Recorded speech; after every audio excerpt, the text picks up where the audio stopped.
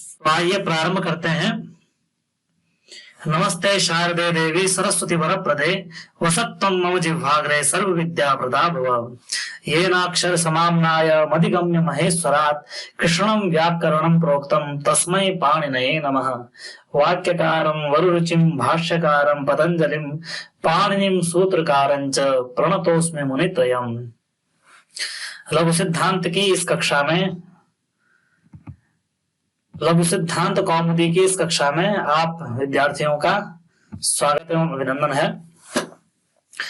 जैसा कि आप जानते हैं कि अब तक लघु सिद्धांत कौमुदी में अजंत पुल्लिंग तक का अध्यापन समाप्त हो चुका है। अजंत पुल्लिंग के बाद अजंत स्त्रीलिंग का प्रसंग आया है और अजंत स्त्रीलिंग में रमा शब्द के रूप सिद्धि हो चुकी है। जी। और कौन कौन से रूपों की सिद्धि हो चुकी है? रमा, सर्वा, उत्तर पूर्वा, द्वितीया, तृतीया, अम्बा, अक्का, अल्लाह। हाँ, तो यहां तक हो चुका है। रमा शब्द सिद्ध हो चुका है। रमा शब्द के अंतर्गत औंग आपह सूत्र, संबुद्धौचा, ये 2 सूत्र थे और आंगी चापह, याडापह, इन 4 सूत्रों का प्रसंग था। यहां तक रमा शब्द इन 4 सूत्रों की सहायता से और इससे पहले जो भी प्रकरण आया था अजंत पुल्लिंग, इसकी सहायता से रमा शब्द रूपों की सिद्धि हुई थी। ठीक है। उसके बाद रमा सर्वा शब्द आया था। सर्वा शब्द रूप की सिद्धि सर्वनामनः स्यात् ह्रस्वस्य, जिसमें आबंत सर्वनाम को ह्रस्व और गिद विभक्ति को स्यात् का आगम होता है। जब आबंत सर्वनाम के बाद गिद हो तो यह आया था। उसके बाद बहुब्रीहि समास, दिक् समास जहां हो वहां विकल्प से सर्वनाम संज्ञा आई थी। उत्तर पूर्वा शब्द सिद्ध किया था। तीय से गित शुभ संख्यानम, इस सूत्र, इस वार्तिक के द्वारा तीय प्रत्ययांत शब्दों की सर्वनाम संज्ञा हुई थी। तो गित विभक्तियों में सर्वनाम संज्ञा संबंधी कार्य हुए थे और आम में भी सर्वनाम संज्ञा के कारण सुट हुआ था।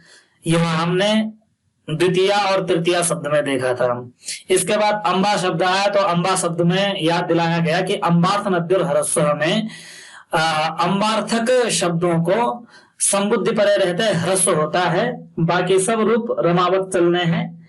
तो अम्बा शब्द का सिद्ध किया था और अम्बार्थक शब्द था अक्का, अल्लाह। इन 2 शब्दों के शब्द रूप की सिद्धि भी अम्बा शब्दवत होनी है और अम्बा शब्द की सिद्धि अम्बा संबोधन को एक वचन को छोड़ करके शेष में रमा शब्दवत होनी थी। ठीक है।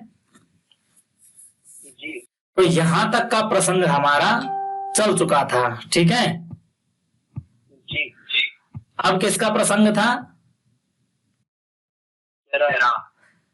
अब क्या शब्द आ रहा है? जरा। क्या शब्द आया?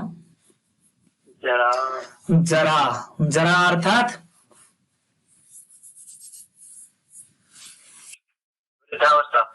बुढ़ापा। ठीक है। जी। बुढ़ापे को कहते हैं जरा। तो जरा शब्द में क्या होगा? जरा शब्द है। ठीक है। जी। तो जरा शब्द से सु आएगा तो क्या स्थिति होगी?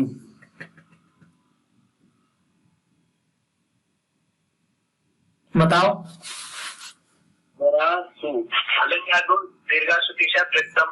सूखा लोप हो जाएगा। सूखा लोप हो जाएगा। ठीक है। जी। तो बनेगा जरा। उसके बाद अ विभक्ति में क्या होगा? औ विभक्ति में गुरुजी औम आपा आएगा। ये औ के स्थान में सी आदेश कर देगा। 100 का लसक को तद्धित से स्थितियां होकर लोप हो जाएगी। इसको जानने से पहले एक बार जो पूर्व सूत्र है, इससे पहले जरा शब्द के प्रसंग में एक सूत्र आया था अजंत पुल्लिंग में। कौन सा सूत्र आया था? जी। जराया जरसन्यतरस्याम। जरायाः जरसन्यतरस्याम, क्या सूत्र आया था? जरायाः जरसन्यतरस्याम। क्या कहता है वो? जरा की अजादी विभक्तियों में जरा शब्द को अजादी में जिसके ऐसी विभक्तियों को जरस आदेश होता है, जरा के स्थान। अजादी विभक्तियों के परे रहते जरा शब्द को जरस आदेश होता है विकल्प से, यही कहता है जी। तो जब जरा शब्द को जरस आदेश का विधान जराया जरसन्यतरस्याम ने किया है, तो अजादी विभक्तियां जितनी भी है उन अजादी विभक्तियों के परे रहते क्या हो जाएगा? जरस हो जाएगा। जरस हो जाएगा। क्या होगा? जी गुरुजी, जरस हो जाएगा। जरस हो जाएगा। किसको? जरा शब्द को गुरुजी, सूत्र से। जरा शब्द को जरस हो जाएगा। ठीक है जी। क्या बोला? जरा शब्द को जरस हो जाएगा गुरुजी, सूत्र से। जरा शब्द को जरस हो जाएगा। ठीक है ना? जी। क्लियर? जी। तो जरा शब्द को जब जरस हो जाएगा तो स्थिति क्या बनेगी? जरस आओ। जरस आओ। ठीक है? जी। ये स्थिति कब होगी? जब जरा या जरसन्यतरस्याम इस सूत्र से विकल्प से होगी उसी अजादी विभक्तियां होंगी। जब अजादी विभक्तियों के परे रहते जरा को जरस आदेश हो जाना है। ठीक है ना? जी। तो जितने भी अजादी विभक्तियां हैं एक बार उनका स्मरण करो। सु औ जस आम और सस टा ध्यान भिस गेम ध्यान भ्यस गसिप ध्यान भ्यस गस औस आम गे और सुप, ये 21 प्रत्यय हैं और इन्हीं प्रत्ययों को विभक्ति संज्ञा का आदेश किया गया है। तो इन 21 में से अजादी विभक्तियां चुननी है और आपको बताया है अजादी विभक्तियां अनुबंध को हटा करके ही अजादी और हलादी का निर्णय होता है। अर्थात अनुबंध का मतलब है इत संज्ञा योग्यत्वम अनुबंधत्वम। इत संज्ञा के जिसमें योग्यता है उसको अनुबंध कहते हैं और उसको हटा करके शेष जब बचेगा उसमें यदि अच पहला अक्षर मिलेगा तो वह अजादी विभक्ति होगी, यदि हल मिलेगा तो वह हलादी विभक्ति होगी। तो बताइए अजादी विभक्तियां कौन कौन सी हैं? औ जस अम और सस टा गे नसी नस ओस आम गे ओस। गिन के बताओ कितनी हुई? तुम बोलो, हम गिनते हैं इधर। औ जस आम आउट सस टा गे गसी गस ओस आम गी ओस। तो 10 और 3 13 विभक्तियां हैं जो अजादी विभक्तियां हैं। ठीक है? और शेष कितनी बची? 8। 21 में से 13 गए 8 विभक्तियां हैं जो हलादी विभक्तियां हैं। याद कर लेना चाहिए कि 13 विभक्तियां अजादी विभक्तियां हैं और 8 विभक्तियां हलादी विभक्तियां हैं। ठीक है?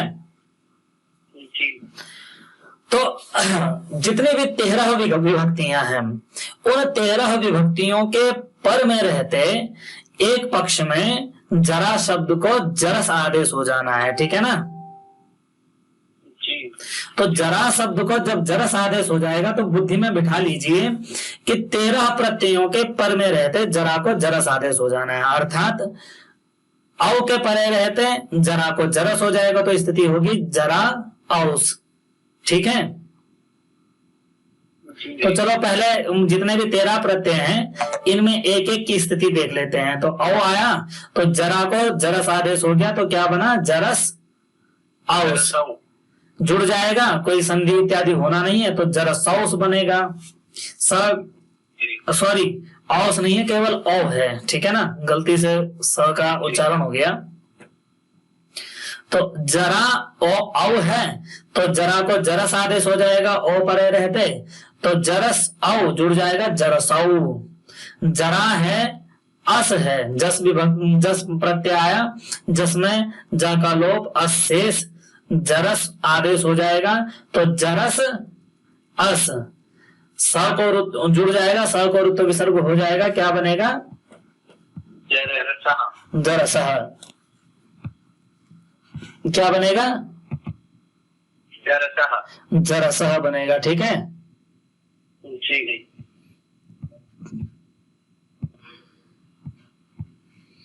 एक बार दिखा देते हैं आपको।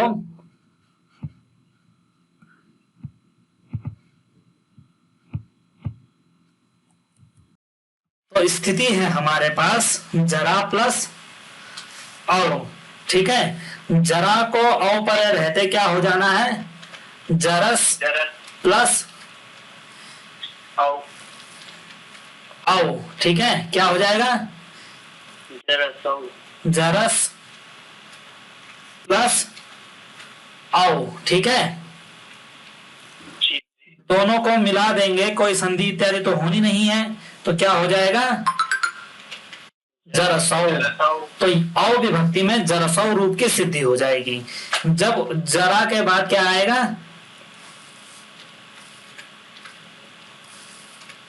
अब जरा के बाद क्या आएगा?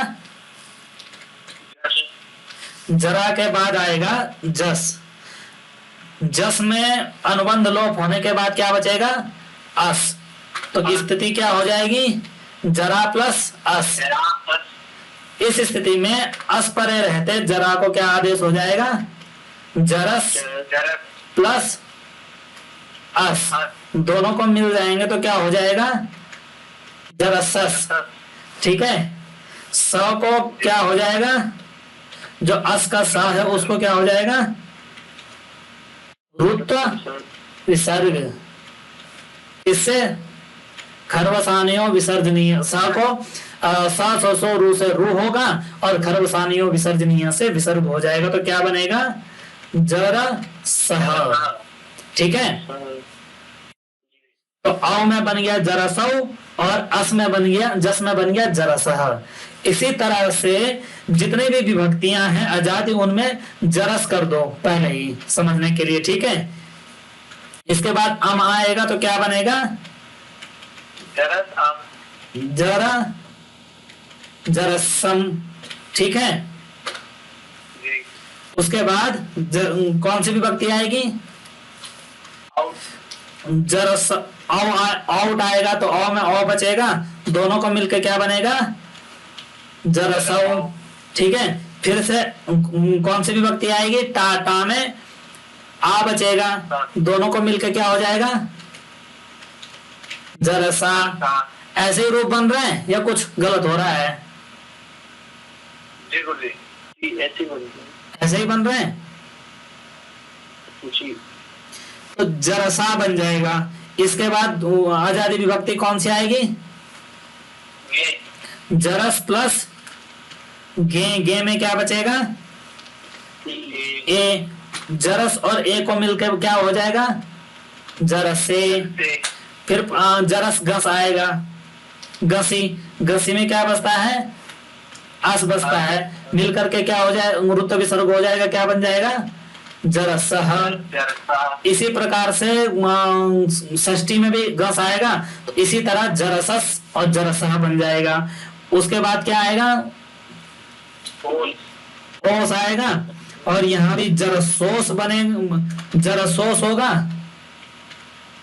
और स को रुत्व विसर्ग हो जाएगा, क्या बनेगा?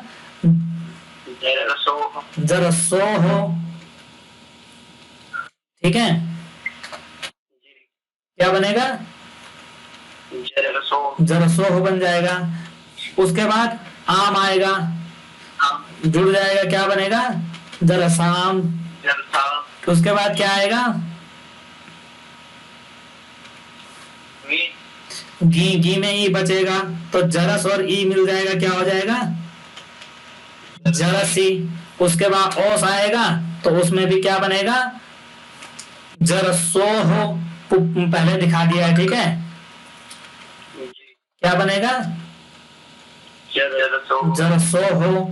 तो आजादी विभक्तियों में ऐसे रूप बन जाएंगे ना।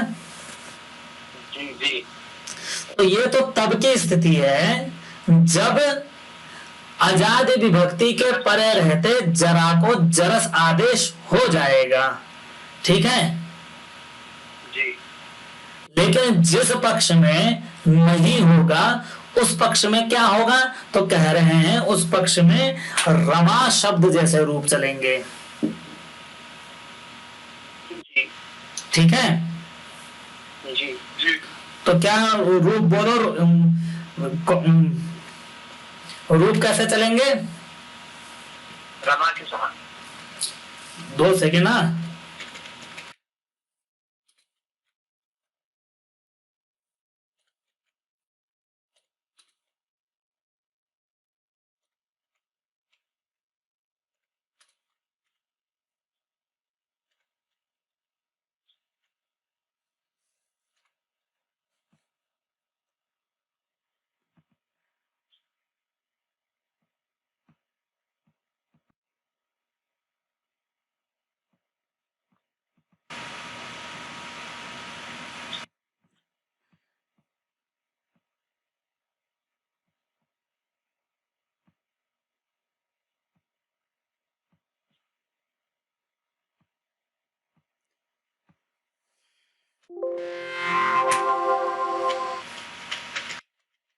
तो रूप बोलो, जरा जरे जरा जराम जरे जरा जरे, जरा। और जब वो हो जाएगा तब क्या होगा, जरसौ, जरे जरे जरा जरे जराह।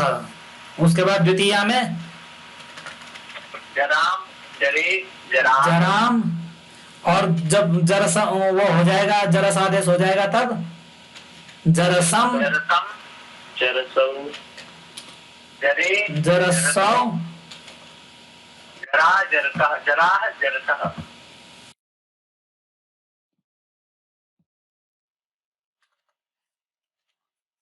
जराम जरसम जरे जरसौ जराह। नहीं, द्वितीया में भी क्या बनेगा, जरसह जरसह, जरा जी। जरसह। तृतीया में क्या होगा, जरया जरसा जरया, ये रमा शब्दवत, और जब जरस आदेश हो जाएगा तब जरसह, जरसा, ठीक है। जरा भ्याम, जरा भी। जी। और चतुर्थी में जरायै जरा ये होगा जब रमा शब्द की तरह होंगे, और जब जरस आदेश हो जाएगा जरसे जरसे, जराभ्याम जराभ्यः जराभ्याम जराभ्यः, ठीक है। और पंचमी में जराया जरसः जराभ्याम जराभ्यः जरायाह जरसः जरसः जराभ्याम जराभ्याम जराभ्यः। जराभ्यः, ठीक है। और षष्ठी में जराया जरसः जरसोः जरायाह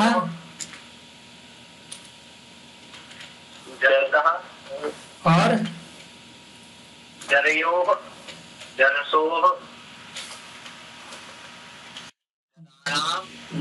जरायाह जरसः जरयोः जरसोः। रमा शब्द की तरह रमयोः बनता है, तो क्या बनेगा, जरयोः। जरयोः और दूसरे पक्ष में जब जरस आदेश हो जाएगा जरसोः जरसोः, और जराणाम जरसाम जराणाम, और जब जरस आदेश हो जाएगा जरसाम जरसाम। और सप्तमी में जरसी जरायाम सप्तमी में जरसी, जरायाम, रमा शब्दवत पहले बोलो, तो रमा शब्द में क्या होगा? जरायाम, जरायाम, जरसी, जरयोः, जरसोह, जरसोः, जरासु, जरासु, ये शब्द रूप बन जाएंगे। और संबोधन में हे जरे, हे जरे, हे जरे, हे जरा, हे जरे, हे जरे, जरे, हे जरसौ,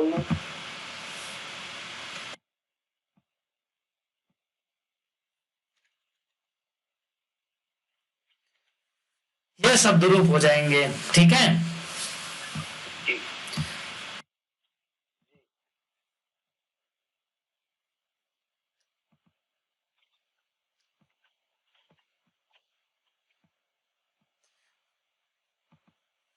तो जो रेड मार्क से दिख रहे हैं लाल से, वे हैं जब जरस, जरा को जरस आदेश हो जाएगा। ठीक है,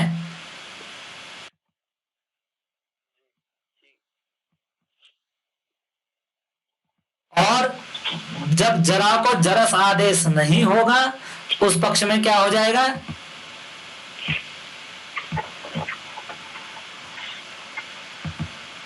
बताओ क्या होगा?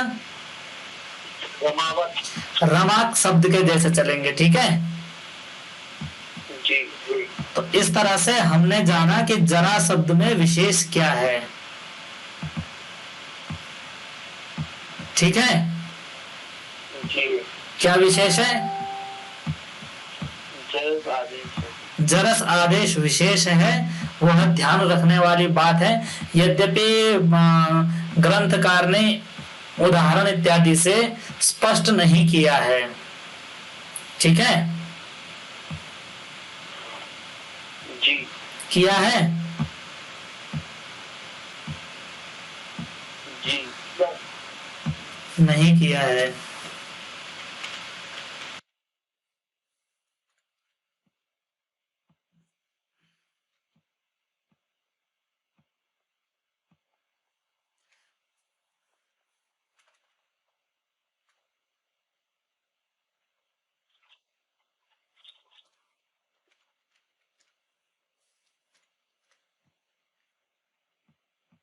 एक बार जरा के वो शब्द रूप बोलो जो रमावत चलते हैं, बताओ जरा।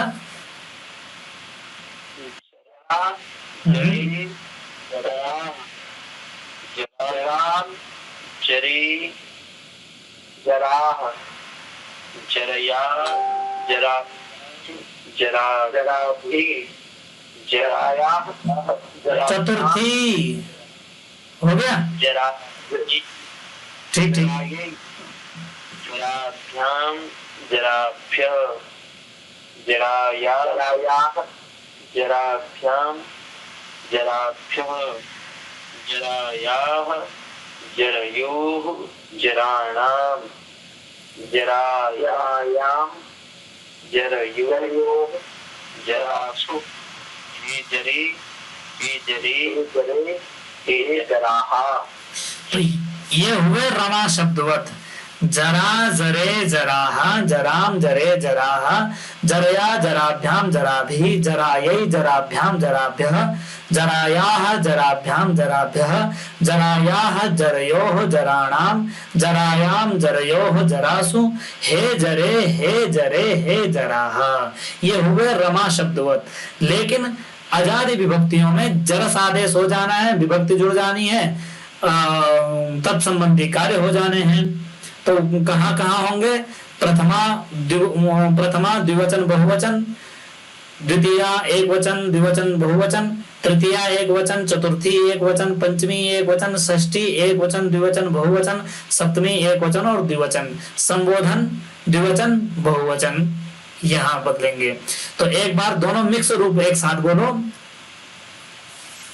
जरा, जरा, जरी, जरसौ, जरा, जरसः, जरा, जर जरसम जरसौ जरे जरा जरसह चलो इधर से सुनो, कहीं पे गड़बड़ हो तो देखो। जरा जरे जरसौ जराह जरसह, जराम जरसम जरे जरसौ जराह जरसह, जरया जरसा जराभ्याम जराभि, जरायै जरसे जराभ्याम जराभ्यः, जरायाः जरसः जराभ्याम जराभ्यः, जरायाः जरसः जरसोः जरयोः जरसोः, जराणाम जरसाम, जरायाम जरसि जरा जरयोः जरसोः जरासु, हे जरे हे जरे हे जरसौ हे जराह हे जरसह। ये हुए दोनों मिलाकर के रूप। ठीक है, जी ठीक है, क्लियर?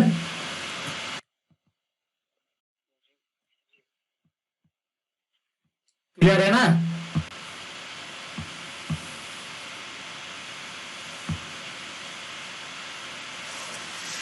क्लियर?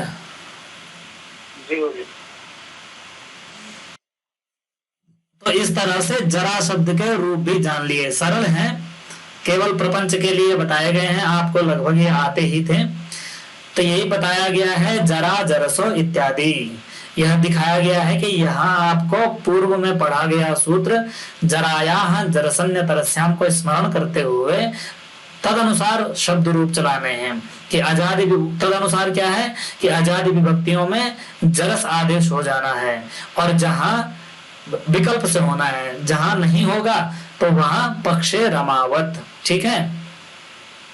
जी जी। गोपाह, गोपा शब्द है, तो गोपा शब्द में क्या बताने जा रहे हैं?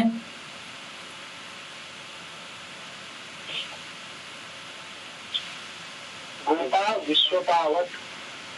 तो कह रहे हैं गोपा शब्द विश्वपा की तरह होंगे। ठीक है। जी। तो संभवतः यह यहाँ ये बताने जा रहे हैं कि जो गोपा शब्द है वह गोपा शब्द आबंत नहीं है, यानी गाम पाती या स्त्री सा गोपा। ठीक है। जी। गोपस्य स्त्री गोपा यदि यह अर्थ करेंगे तो रमा शब्दवत रूप चलने लगेंगे। ठीक है। जी जी। तो रमा शब्दवत रूपों की प्राप्ति नहीं है, तो कारण क्या है? क्या कारण है?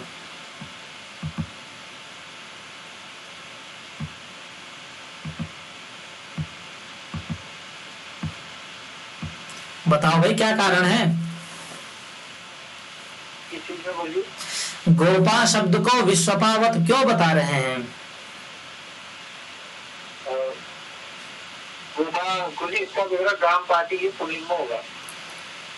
पुल्लिंग में होगा तो स्त्रीलिंग में कैसे आया है?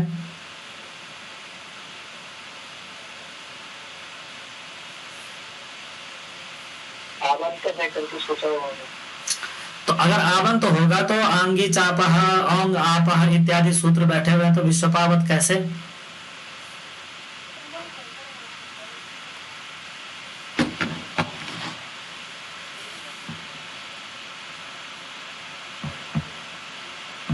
मैंने आपसे पूछा कि गोपा विश्वपावत कैसे, तो यहाँ उत्तर यह है कि गोपा रमा की तरह शब्द रूप नहीं चला। क्यों नहीं चला? जबकि गोपा शब्द भी स्त्रीलिंग प्रकरण में पढ़ा जा रहा है, रमा शब्द भी स्त्रीलिंग प्रकरण में पढ़ा गया। तो रमा शब्द स्त्रीलिंग में इसीलिए तो पढ़ा गया होगा ना कि वो स्त्रीलिंग होगा, है कि नहीं? जी जी। तो जब स्त्रीलिंग है तो फिर क्या कहते हैं, गोपा शब्द को क्यों नहीं पढ़ा? गोपा शब्द में क्या दिक्कत थी? गोपा शब्द को भी तो स्त्रीलिंग में ही मानना होगा। जी तो जब गोपा शब्द स्त्रीलिंग है तो गोपा शब्द रमा शब्दवत क्यों नहीं चला, विश्वपावत क्यों कह रहे हैं?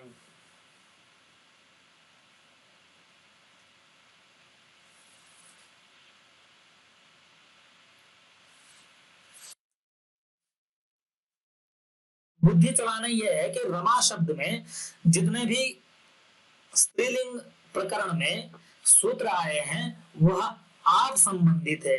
अर्थात रमा शब्द आवंत था, तो आवंत था तो प्रत्ययों के परे रहते आप संबंधी सूत्रों का विधान हुआ, तद अनुसार शब्द रूपों की सिद्धि हुई। जो कि गोपा शब्द आवंत नहीं है इसलिए रमा शब्दवत नहीं चला, विश्वपावत चला। अब कहा कि गोपा शब्द को कैसे जाने कि वह आवंत नहीं है।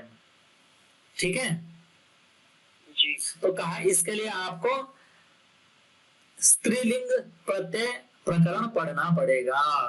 यदि आप गोपा से स्त्री गोपा करेंगे और उसमें आप संबंधी प्रत्यय करेंगे तो रमा शब्दवत माने जा सकते हैं, लेकिन ऐसा उल्लेख नहीं किया गया है। तो गोपस से स्त्री गोपा, इसमें स्त्री प्रत्यय मानना अभी सही नहीं होगा। तो गाम पाती या स्त्री सा गोपा, जो स्त्री ही गौ का पालन करती है, ऐसी स्थिति को, ऐसी स्त्री को गोपा कहा गया है। ठीक है, जो गोपालक की स्त्री है वह गोपी या गोपा हो सकती है। क्या होगा ये स्त्रीलिंग प्रकरण निर्णय करेगा। तथापि यहाँ गोपा शब्द आवंत नहीं है, यही भाव है। और जब गोपा शब्द आवंत नहीं होगा तो आंगी चाप औंग आपह, आंगी चापह और याड आपह, और चौथा सूत्र क्या था?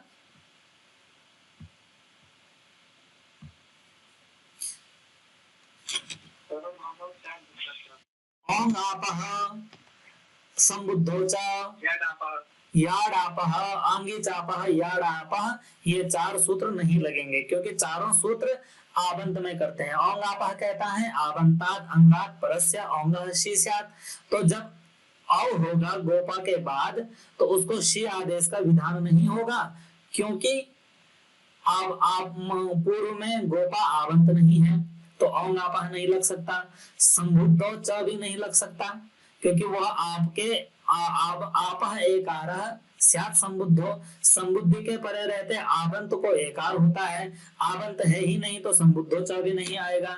आंगे चापा कहता है आंग और ओस परे रहते आवंत को एकार होता है, तो गोपा शब्द आवंत है ही नहीं तो ये सूत्र भी नहीं आएगा।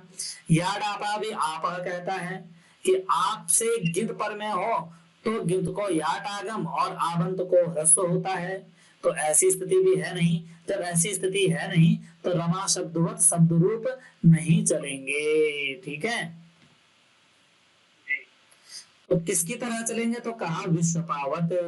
तो विश्वपा शब्द के रूप आपने अजंत पुल्लिंग प्रकरण में सिद्ध किए थे, तो आप कल इसका स्मरण करके लाएंगे कि गोपा विश्वपा शब्द किस तरह से सिद्ध हुआ था। कल हम गोपा शब्द सामान्य रूप से सिद्ध करते हुए चलेंगे। तो अभी आपको यदि विश्वपा शब्द रूप याद है तो आप विश्वपा के शब्द रूप सुनाइए। विश्वपा विश्वपै विश्वपा विश्वपाम विश्वपै विश्वपा विश्वपा विश्वपाभ्याम विश्वपाति। गलत बोल रहे हो, गलत बोल रहे हो। विश्वपा विश्वपौ विश्वपा विश्वपाम विश्वपौ विश्वपा विश्वपः विश्वपत्तरि विश्वपा विश्वपाभ्याम विश्वपाति विश्वपे विश्वपाभ्याम विश्वपाभ्यः विश्वपः विश्वपाभ्याम विश्वपाभ्यः विश्वपः विश्वपो विश्वपोः विश्वपाम विश्वपि विश्वपो विश्वपाशु। संबोधन। हे विश्वपे विश्वपात। सही बोल रहे हो? हमने पृथ्वी में भी गलत किया गुरुजी, पृथ्वी में भी विश्वपात बनेगा, विश्वपात सुनाओ फिर कृष्णा, तुम ही सुनाओ। विश्वपात, विश्वपौ, विश्वपात, विश्वपात, विश्वपौ, विश्वपः, विश्वपात, शुरू से दोबारा करें एक बार। विश्वपात, विश्वपौ, विश्वपात, विश्वपात, विश्वपौ, विश्वपः, विश्वपात, विश्वपाभ्यां, विश्वपाभिः, विश्वपे, विश्वपाभ्यां, विश्वपाभ्यः, विश्वपः, विश्वपाभ्यां, विश्वपाभ्यः, विश्वपः, विश्वपूर्व, विश्वपां, विश्वपि, विश्वपूर्व, विश्वपातु, हे विश्वपाः, हे विश्वपौ, हे विश्वपाः। ठीक है, लगभग सही बोले हैं, लगभग क्या सही बोले हैं। कल इनको स्पष्टतया देख लेना और विश्वपात शब्द का स्मरण भी हो जाएगा आपको दोबारा, और इनमें क्या क्या सूत्र विशेष थे जो उपस्थित हुए थे। दीर्घा जसीचा भी इसी प्रसंग में उपस्थित हुआ था, तो दीर्घा जसीचा का प्रसंग देख लीजिएगा, पूरा स्मरण हो आएगा। ठीक है, जी जी। तो आज की कक्षा यही विराम करते हैं, कल पुनः उपस्थित होंगे। ठीक है, जी। और ये थोड़ा सा प्रपंचात्मक है, क्योंकि हम लोगों ने पुराना काफी कुछ पढ़ सीख लिया है, यहाँ उसको स्मरण करना पड़ रहा है, इसलिए यहाँ थोड़ा सा प्रपंच लग रहा है। यदि वो सारा का सारा चित्र हमारे आंखों के सामने उभर जाए, सामने उपस्थित हो जाए, तो हमें अतिशीघ्र बोध हो सकता है। चूंकि अध्ययन में विराम आ जाता है, तो कदाचित समझने में कोई बाधा हो सकती है। प्रपंच तब तक है जब तक याद नहीं आता है, जैसे स्मरण आ जाता है तब तक रूप सिद्ध होते रहते हैं, जैसे अभी किया है हमने। लेट लग जाती है क्योंकि दोबारा उन चीजों को विस्तार पूर्वक समझ रहे हैं, लेकिन स्मरण करते रहिए। हलंत पूरा होते होते ये जो शब्दों के साथ प्रत्ययों का खेल है वह समझ आ जाएगा। पूरे षडलिंग में शब्दों के साथ प्रत्ययों का खेल और लिंग निर्धारण के कारण उपजने वाले जो विकार हैं वही है, और उसको यदि आपने समझ लिया तो शब्द रूपों को आसानी से समझ सकते हैं और सूत्र भी याद हो जाएंगे, और एक बार संस्कार पड़ जाए तो व्याकरण समझ में आने लगती है। ठीक है ना? तो यही कक्षा विराम करते हैं। ठीक है, ठीक है, अच्छा, शुभ रात्रि।